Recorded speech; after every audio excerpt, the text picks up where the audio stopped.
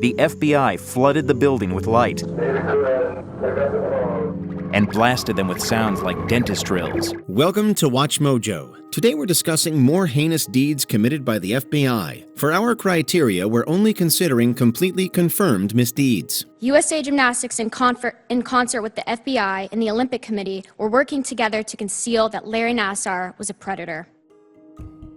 Viola Liuzzo. In the 1960s, the FBI targeted various members of the civil rights movement, including activist Viola Liuzzo, who frequently gave rides to fellow activists. In March 1965, Liuzzo and 19-year-old African-American Leroy Moton were driving back from Selma towards Montgomery, Alabama. Local members of the Ku Klux Klan saw them together and shot and killed Liuzzo. Turns out, one of them was an FBI informant. This wasn't just covered up. FBI Director J. Edgar Hoover smeared her reputation, telling the press that she had a substance use disorder and implying that she had a sexual relationship to Moton. There was no evidence for any of this, and FBI involvement only became public knowledge in 1978.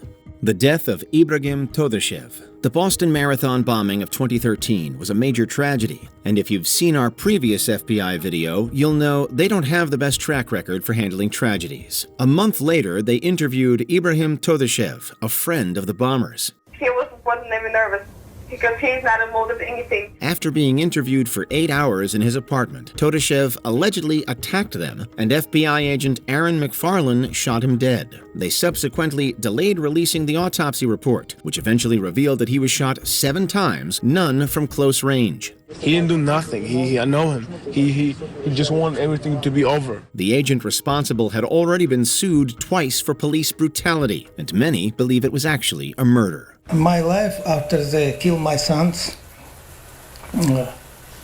broken on 2 parts. Involvement in McCarthyism. Also known as the Red Scare, McCarthyism, named after Senator McCarthy, was an extreme repression of left-wing ideology in America and its sphere of influence. Historian Ellen Schrecker claims Hooverism would be a more fitting name after the FBI's director. And if they put the word commie on someone, that meant that person was an agent of the Soviets. In the early 50s, they embarked upon a communist witch hunt, which led to many people losing their jobs because of largely false evidence. They also broke countless laws pursuing them, such as robberies and wiretaps. We were using the same methods that Hoover accused the Communist Party of using. The FBI stole from the National Lawyers Guild 14 times in just 4 years. Additionally, they infiltrated numerous governments in and around South America, initially to monitor Nazi activity, but they quickly became focused on communism. Foreign counterintelligence is a top priority of the FBI. The death of Filiberto Ojeda Rijos. After being colonized by Spain in 1508, Puerto Rico passed into American hands in 1898. As such, Puerto Rican movements for independence have landed in the FBI's crosshairs. One militant revolutionary, Filiberto Ojeda Rijos, became an FBI target in 1990 after a heist. In 2005, they found his home and wandered up in broad daylight. According to the FBI, Ojeda began to shoot at the agents. Ojeda's wife and neighbor said the FBI opened fire first. An official report stated that an FBI agent had set off a flashbang grenade as a diversion, which could understandably have been interpreted as gunfire. Ojeda died of a bullet to the lung. Suppressing internal dissent. Since 1989, the Whistleblower Protection Act makes it illegal for any federal agency to retaliate against whistleblowers. However, that doesn't mean that whistleblowers are actually safe in practice. FBI agent Jane Turner reported the agency's mishandling of child abuse cases and theft of items from Ground Zero after 9/11. This got her fired, but thankfully she took it to court and heroically won after a years-long fight. So when I had to blow the whistle, it was very, very difficult. In 2008, veteran FBI agent Terry Albury, the only black field agent in the Minneapolis office, leaked information about racial bias and harassment. He ended up sentenced to 4 years in prison, and these are far from isolated cases. Puerto Rican independence. The FBI has a long history of interfering in Puerto Rican independence movements, particularly as part of COINTELPRO, a covert and illegal counterintelligence program that targeted political dissidents in the 1950s and 60s. Unsurprisingly, Hoover was the driving force behind these efforts. The Carpetas program tracked 75,000 Puerto Ricans using FBI surveillance and informants. Pedro Albizu Campos, leader of the independence movement, had a 4,700-page file. He was jailed and allegedly subjected to radiation experiments. This wasn't law enforcement. It was about controlling Puerto Rico and crushing dissent. Failing to protect Malcolm X. In 1965, civil rights activist Malcolm X was assassinated. 3 members of the religious organization Nation of Islam were convicted of the killing, but in 2021, 2 were exonerated. So what really happened? Some have suspected FBI involvement. The FBI and the New York City police had Malcolm X under surveillance. What we do know is that they were surveilling Malcolm X and received a tip from an informant about the assassination. Meanwhile, the NYPD did a poor job of securing the crime scene. At the least, the FBI could declassify their related files. Indeed, the FBI probably had something to do with it. In 2024, Malcolm X's family filed a $100 million lawsuit against the FBI, CIA, and NYPD, alleging a cover-up. What was it that this city was trying to protect?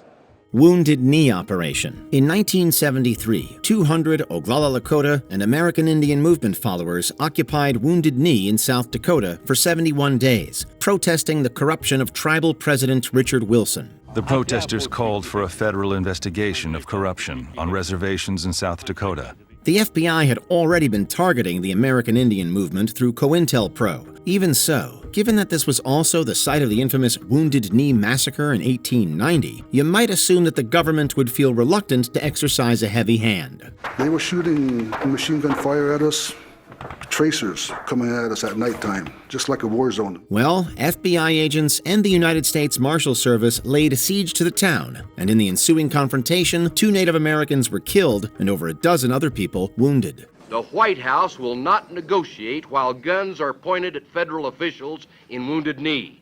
Murdering Black Panthers. The Black Panther Party rose to prominence in the 1960s as part of the Black Power movement.